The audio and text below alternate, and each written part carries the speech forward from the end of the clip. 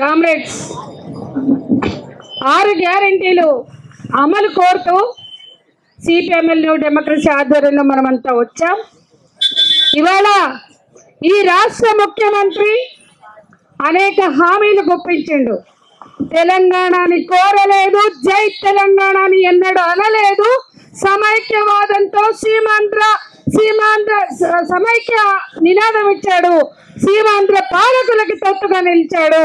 ఏనాడు తెలంగాణ కోసం ఉద్యమించని ఈ రేవంత్ సర్కారు ఇవాళ ఇచ్చిన హామీలని నిలబెట్టుకోవడానికి జవాబుదారీ ఉంటుందనేది గుర్తించాలా.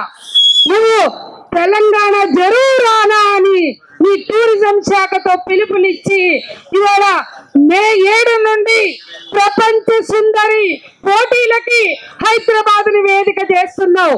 ఇవాళ తెలంగాణ ఎన్నడూ కోరని నీకు, తెలంగాణ ప్రజల ఆకాంక్షలు పట్టని నీకు ఇవాళ తెలంగాణ ప్రజల డిమాండ్లు పడతలేవు. కాబట్టి ఇవాళ మేము నువ్వు ఇచ్చిన హామీలేందో గుర్తు చేసుకో, నీ 6 గ్యారెంటీలేందో గుర్తు చేస్తామని చెప్పి ఇవాళ గ్రామాల నుండి తరలి వచ్చారు ప్రజలు.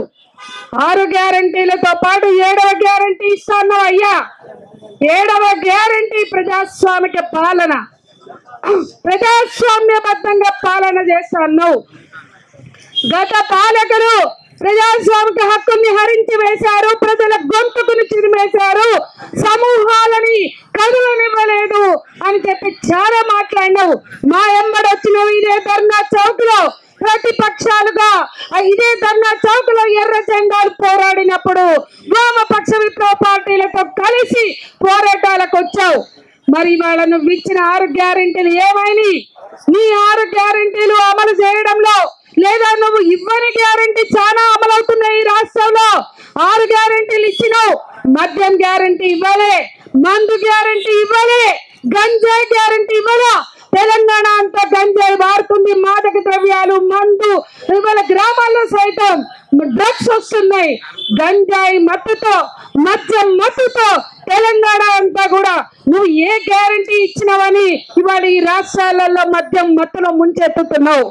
తెలంగాణ ప్రజల ఉపాధి, తెలంగాణ ప్రజలు ఇవాళ మొత్తం తెలంగాణ కావచ్చు, హైదరాబాద్ కావచ్చు, ప్రక్క రాష్ట్రాల వాళ్ళు, బీహార్, యూపీ, గుజరాత్ అనేక రాష్ట్రాల వాళ్ళు చిన్న పని నుంచి చేతి వృత్తుల కాడ నుంచి అన్ని పనులు వాళ్ళు చేస్తున్నారు. ఛాయ్ అమ్ముకోనిక పనికిరారా తెలంగాణ వాళ్ళు?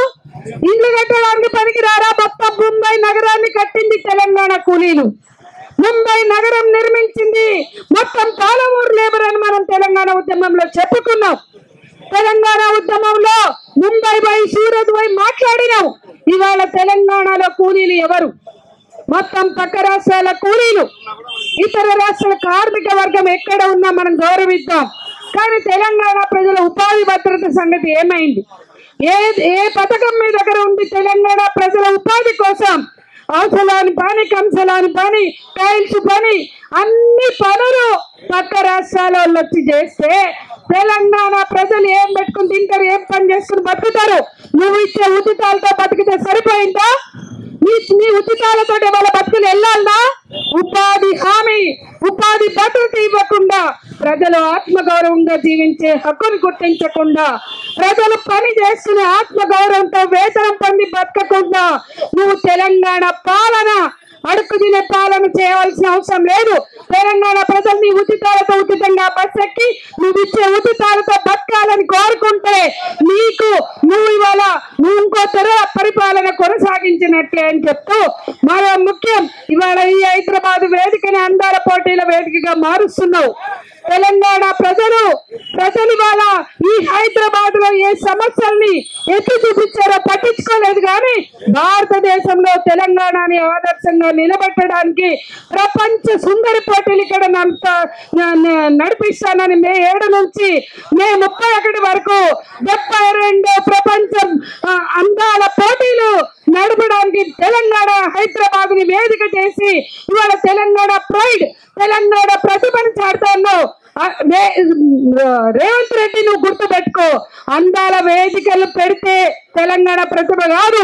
ఇక్కడ ఆత్మహత్యలు జరుగుతున్నాయి, అత్యాచారాలు జరుగుతున్నాయి, హింస పెరిగిపోతుంది, మద్యం మత్తులో కుటుంబాలు కూలిపోతున్నాయి, రైతాంగం ఆత్మహత్యలతో చనిపోతున్నారు. నువ్వు ఇచ్చే గత ప్రభుత్వం ఇచ్చిన హామీలు కూడా, చేసిన పనులు కూడా నువ్వు చేయక రైతాంగం ఆత్మహత్యలకు పాలవుతుంది. ఇవన్నిటికీ కూడా తెలంగాణ వేదిక అవుతుంది. బతుకు లేక, తిండి లేక ఇవాళ తెలంగాణలో హైదరాబాద్ లో స్థానిక ప్రజలకు ఉపాధి లేక నువ్వు హైదరాబాద్ ను వేదిక మార్చి ప్రపంచ సుందరి పోటీలకు వేదిక మారుస్తున్నాని మురిస్తే సరిపోదు. తెలంగాణ ప్రజల చైతన్యం, తెలంగాణ ప్రజల ఆకాంక్షను గుర్తుపెట్టుకోవాల్సిన అవసరం ఉందని చెప్తూ సెలవు.